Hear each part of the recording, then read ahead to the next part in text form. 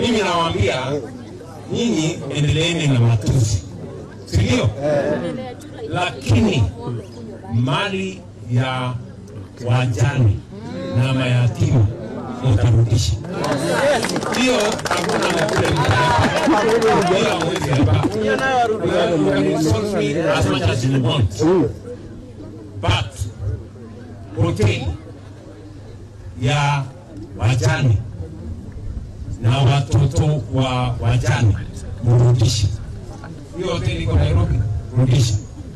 Sio kama tunaelewana. Ile nyumba iko Kilifi, rudisha. Mali ya mjane na watoto waone leo, rudisha. Waone leo. Endelea kunitukana, no problem.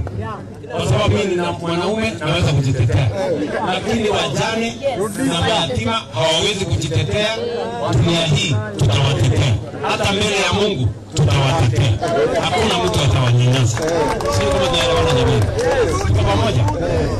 Biblia inasema kilio ya wajane, kilio ya mayatima inafika mbele ya Mungu. Ama namna gani? So msiwe na wasiwasi, hao watu tawanyorosha.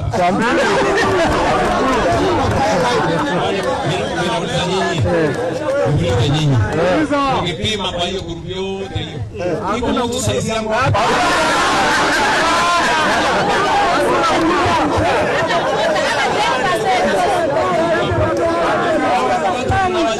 Asubuhi na mapema